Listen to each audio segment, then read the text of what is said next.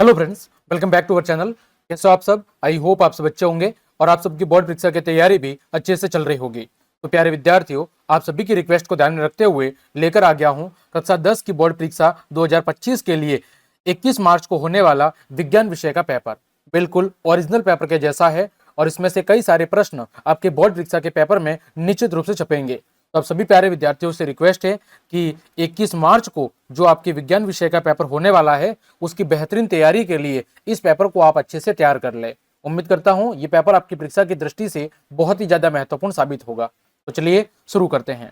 सबसे पहले बात करते हैं खंड अ की, जिसमें आपके बहुवैकल्पिक प्रश्न शामिल है। खंड ए, सेक्शन ए के तहत आपके सारे बहुवैकल्पिक प्रश्न हैं। देखिए, पहला प्रश्न है Fe2O3 की अभिक्रिया एल्यूमिनियम के साथ हो रही है। आयरन ऑक्साइड की अभिक्रिया एल्यूमिनियम के साथ हो रही है, तो एल्यूमिनियम ऑक्साइड बनेगा और आयरन आपका क्या होगा, अलग विस्थापित हो जाएगा। तो यहाँ पर किस प्रकार की अभिक्रिया है ये आपको बताना है।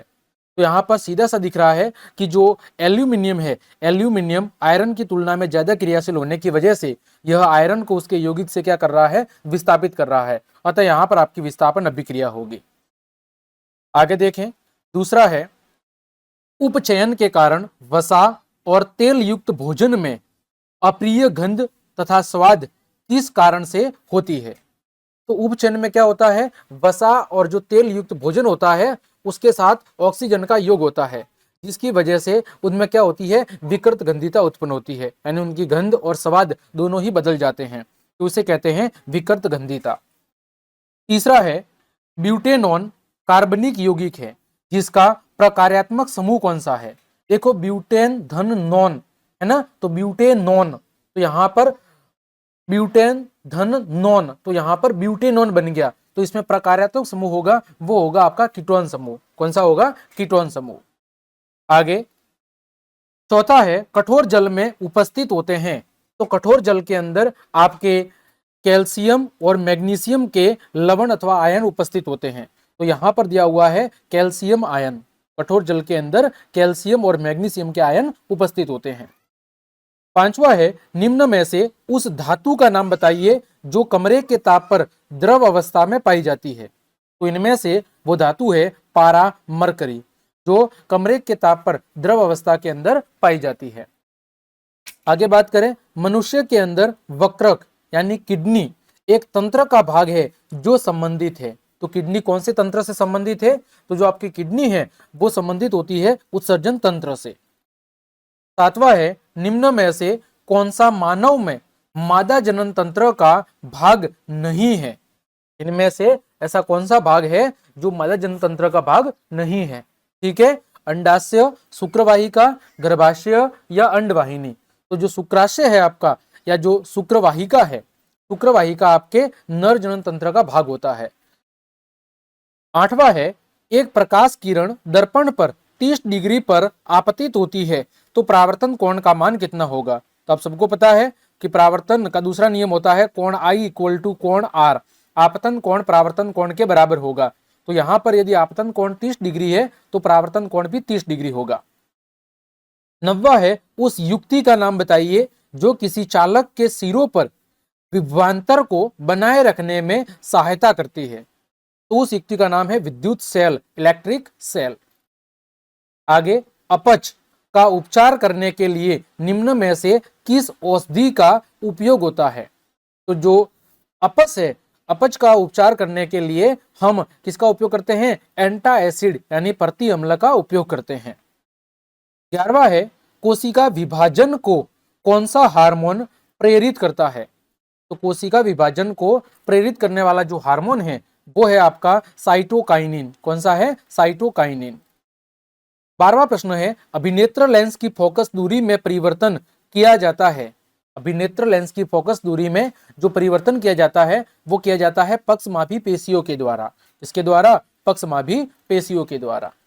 13वां है प्रकाश संश्लेषण की क्रिया संपन्न होती है।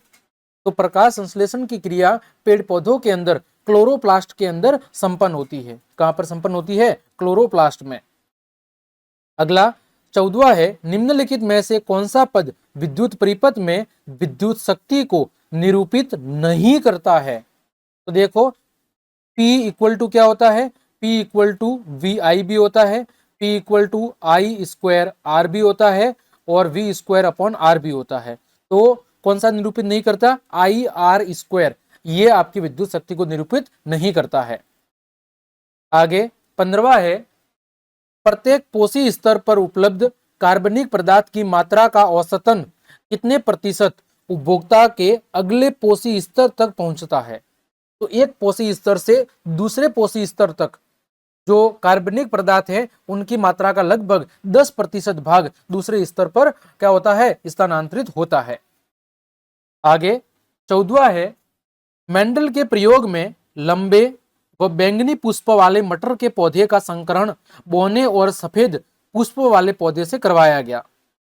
ठीक है, इसकी संतति के सभी पौधों में बैंगनी पुष्प थे, परंतु उनमें से लगभग आधे बौने पौधे थे। उसे कहा जा सकता है कि लंबे जनक पौधों की आनुवांशिक रचना निम्न थी। तो जो लंबे पौधे होंगे उन लंबे पौधों की जो आनुवांशिक रचना होगी वो होगी आपकी ऑप्शन नंबर द। ठीक है, अगला है कि पश्चिम की ओर प्रक्षेपित कोई धनावेशित कण अल्फा कण किसी चुंबकीय क्षेत्र द्वारा उत्तर की ओर विक्षेपित होता है, तो फिर चुंबकीय क्षेत्र की दिशा किस ओर होगी। तो यहां पर चुंबकीय क्षेत्र की जो दिशा होगी वो होगी ऊपरी मुखी। आगे 18वां है, विद्युत फ्यूज विद्युत धारा के कौन से प्रभाव पर कार्य करता है। तो जो विद्युत फ्यूज है वो आपके विद्युत धारा के तापीय प्रभाव पर कार्य करता है। आगे बढ़े, प्रश्न संख्या 2, रिक्त स्थान की पूर्ति कीजिए। पहला है, श्याम श्वेत फोटोग्राफी यानी ब्लैक एंड व्हाइट फोटोग्राफी के अंदर कौन से यौगिक का प्रयोग किया जाता है। तो कौन से यौगिक का प्रयोग होता है, AgBr का, सिल्वर ब्रोमाइड का। दूसरा है, चुई मुई के पादप में किस प्रकार की गति पाई जाती है। कौन सी गति पाई जाती है, तो चुई मुई के पादप के अंदर कंपन गति पाई जाती है। तीसरी खाली जगह है, ऐसी अधातु जो कमरे के ताप पर द्रव अवस्था में होती है, तो वो कौन सी है आपकी, ब्रोमीन। ब्रोमीन एक ऐसी अधातु है जो कमरे के ताप पर द्रव अवस्था के अंदर पाई जाती है। चौथी खाली जगह है, जब विद्युतमय तार और उदासीन तार दोनों ही सीधे संपर्क में आते हैं तो हो सकता है, क्या हो सकता है, तो उस समय लघु पतन यानी कि शॉर्ट सर्किट हो सकता है। क्या हो सकता है, लघु पतन यानी कि शॉर्ट सर्किट हो सकता है। आगे 5वां, विशिष्ट प्रतिरोध या प्रतिरोधकता का मात्रक क्या होता है। क्या होता है, ओम मीटर। क्या होता है, ओम मीटर होता है। आगे बात करें, छठा है, ओजोन परत सूर्य से आने वाली पराबैंगनी किरणों से पृथ्वी को सुरक्षा प्रदान करती है। तो यहां पर आ जाएगा पराबैंगनी किरणों। ठीक, आगे बढ़े, अति लघु उत्तरात्मक प्रश्न देखें। एथेन की इलेक्ट्रॉन बिंदु संरचना बनानी है, किसकी, एथेन की। देखो आप सबको पता है एथेन का सूत्र होता है C2H6। क्या होता है, C2H6 होता है। तो यहां पर आप कैसे बनाएंगे इसकी संरचना, इलेक्ट्रॉन बिंदु संरचना। देखो यहां पर कार्बन और कार्बन के बीच में क्या होगा, सिंगल आबंध होगा, है ना। फिर यहां पर आप क्या करेंगे, हाइड्रोजन जोड़ देंगे। यहां पर क्या करेंगे आप, यहां पर आप हाइड्रोजन जोड़ देंगे। कुछ इस तरह आप यहां पर हाइड्रोजन जोड़ सकते हैं।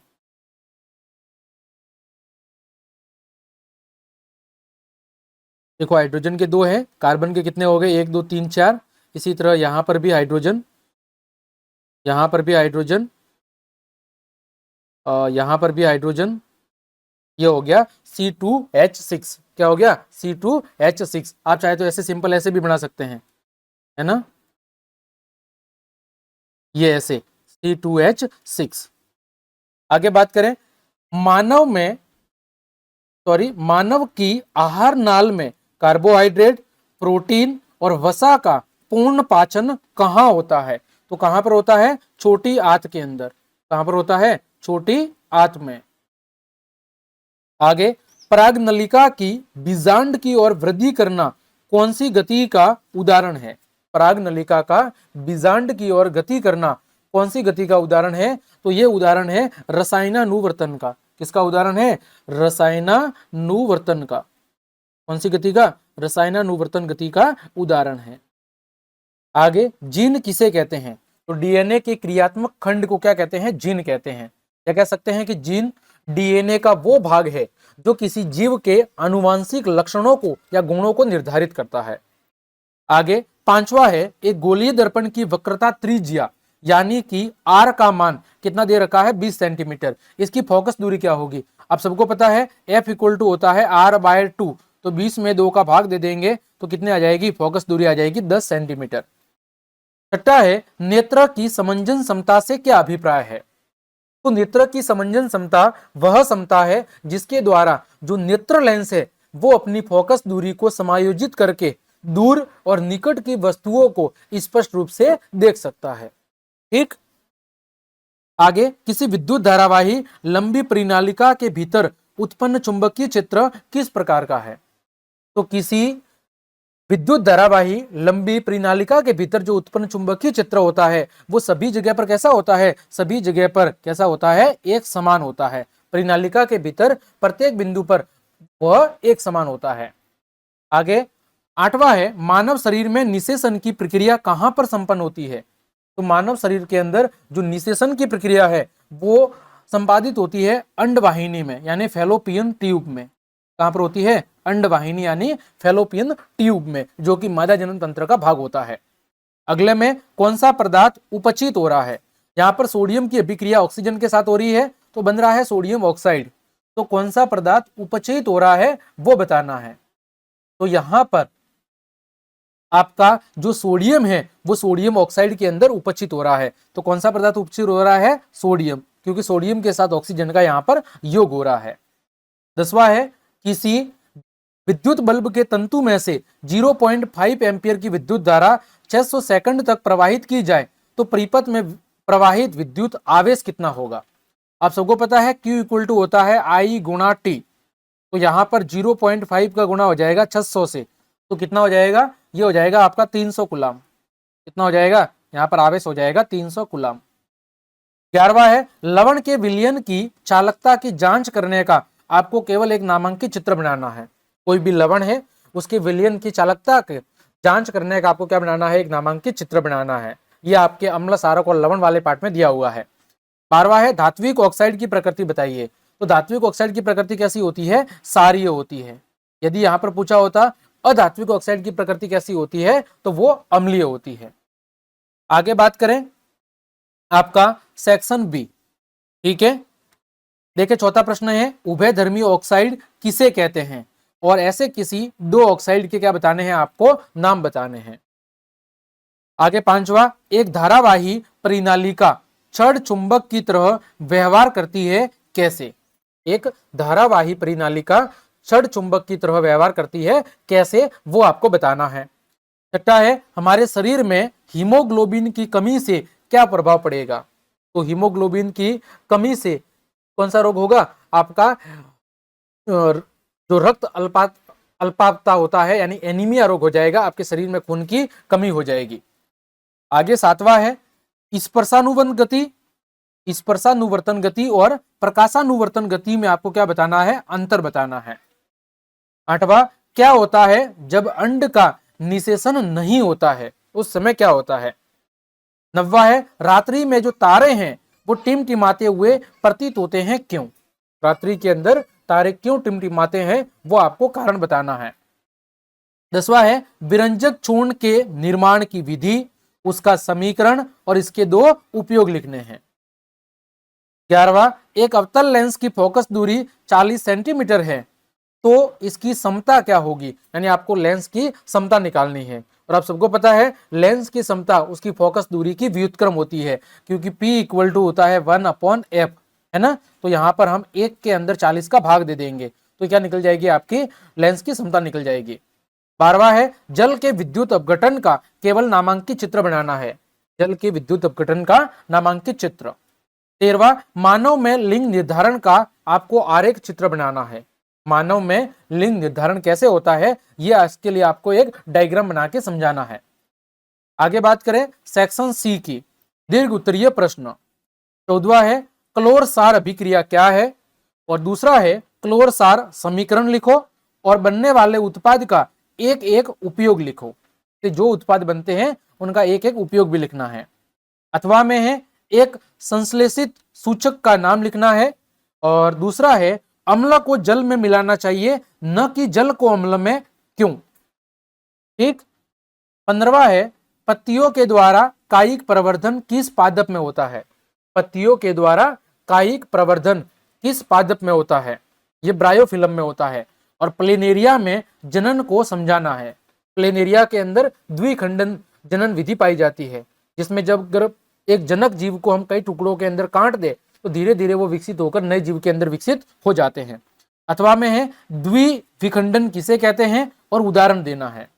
मीबा के अंदर जनन द्विविखंडन विधि से होता है। फिर कुछ पौधों को उगाने में कायिक प्रवर्धन का उपयोग क्यों किया जाता है, यानी कायिक परिवर्धन का फायदा क्या है, वो आपको लिखना है। 16वां में है श्रेणी क्रम में संयोजित प्रतिरोधों के संयोजन का विद्युत परिपथ का एक चित्र बनाना है, जिसमें जो प्रतिरोध है वो आपके श्रेणी क्रम के अंदर संयोजित हो। और दूसरा है श्रेणी क्रम में संयोजित 3 प्रतिरोधक R1, R2 और R3 का तुल्य प्रतिरोध ज्ञात करने के लिए आपको सूत्र की क्या करनी है, व्युत्पत्ति करनी है। अगला अथवा में ओम के नियम में विभवांतर और विद्युत धारा के मध्य आपको आलेख बनाना है।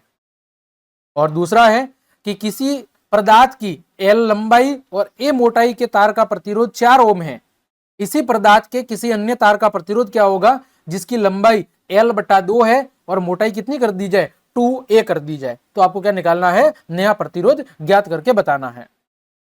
17वां है नीचे कुछ जीवों की सूची दी जा रही है, जिसमें खरगोश, चूहा, सांप, कुत्ता, मोर, चित्ता और मक्का। तो इस लिस्ट में से आपको कोई 2 खाद्य श्रृंखलाएं बनानी है, सभी प्राथमिक उपभोक्ताओं की सूची बनानी है और किसी 2 तृतीयक उपभोक्ताओं के क्या लिखने हैं, नाम लिखने हैं। ठीक, ये हो गया प्रश्न संख्या 17। आगे बात करें सेक्शन डी की, निबंधात्मक प्रश्न। 18वां प्रश्न है एस्टरीकरण की अभिक्रिया लिखते हुए इसे समझाना है। और दूसरा है एल्कोहल का विकृतीकरण क्या होता है, इसे समझाना है। अथवा में अमोनिया का अणुसूत्र और संरचना सूत्र क्या है। और दूसरे में निम्न यौगिकों की सही श्रेणी आपको पहचाननी है। जैसे एथेन, एथेन क्या है आपका, संतृप्त हाइड्रोकार्बन है। कैसा है, एथेन आपका संतृप्त हाइड्रोकार्बन है। फिर बेंजीन, बेंजीन क्या है आपका, हेक्सेन और मेथिल एल्कोहल। तो हेक्सेन क्या है, लंबी श्रृंखला वाले संतृप्त हाइड्रोकार्बन है। फिर मेथिल एल्कोहल क्या है, विषम परमाणु युक्त हाइड्रोकार्बन है। और बेंजीन क्या है, असंतृप्त हाइड्रोकार्बन है। आगे बात करें 19, अवायवीय श्वसन को परिभाषित करना है। दूसरा, अवायवीय श्वसन के दौरान ग्लूकोज का विखंडन होने से कौन कौन से उत्पाद बनते हैं वो लिखना है। और तीसरा है पेशी कोशिकाओं में ऑक्सीजन की कमी से कौन सा अम्ल उत्पन्न होता है, उस अम्ल का आपको नाम बताना है। अथवा में लार के अंदर कौन सा एंजाइम पाया जाता है। दूसरा, हमारे आमाशय में अम्ल की भूमिका क्या है। और मानव में पचित भोजन से पानी और खनिज लवणों का अवशोषण आहार नाल के किस भाग में होता है, तो कौन से भाग में होता है, बड़ी आंत में। लार में कौन सा एंजाइम पाया जाता है, टाइलिन और इमाइलेज एंजाइम पाया जाता है। तो ये सारी बातें आपको लिखनी है। फिर 20वां प्रश्न है आपका, एक अवतल दर्पण से प्रतिबिंब का बनना दर्शाने का किरण चित्र बनाओ जबकि एक बिंब उसके वक्रता केंद्र सी पर स्थित हो। अवतल दर्पण पर कोई वस्तु उसके वक्रता केंद्र सी पर स्थित है तो उसका प्रतिबिंब कैसे बनेगा, उसका आपको आरेख चित्र बनाना है। फिर दर्पण सूत्र लिखना है और फिर गोलीय दर्पण के वक्रता केंद्र को परिभाषित करना है कि गोलीय दर्पण में वक्रता केंद्र की परिभाषा क्या है। अथवा में है एक बिंब उत्तल लेंस के मुख्य फोकस F और द्वितीय फोकस 2F के मध्य स्थित है, तो इस प्रतिबिंब का प्रकाश किरण चित्र बनाना है। दूसरे में आपको लेंस सूत्र लिखना है। तीसरे में आपको उत्तल लेंस के मुख्य फोकस को परिभाषित करना है। तो प्यारे विद्यार्थियों, यह था आपके कक्षा 10 विज्ञान विषय का बोर्ड परीक्षा पेपर। उम्मीद करता हूं बोर्ड परीक्षा की दृष्टि से बहुत ही ज्यादा महत्वपूर्ण साबित होगा और इस प्रश्नों में से कई सारे प्रश्न आपके बोर्ड परीक्षा के पेपर में निश्चित रूप से छपेंगे। तो आप सभी प्यारे विद्यार्थियों से रिक्वेस्ट है, पेपर को अच्छे से तैयार कर ले और यदि आप इस पेपर का पूरा सॉल्यूशन चाहते हैं तो आप मुझे कमेंट करके बता देना। मैं इस पूरे पेपर की सॉल्यूशन को भी करवा दूंगा और इसकी PDF भी टेलीग्राम चैनल पर दे दूंगा। तो आज के लिए इतना ही। यदि आपको मेरी क्लास और ये मेहनत पसंद आई है तो फिर लाइक, कमेंट, शेयर और सब्सक्राइब जरूर कर दें। मिलते हैं अगली क्लास में, तब तक के लिए आप सबको जय हिंद, जय भारत।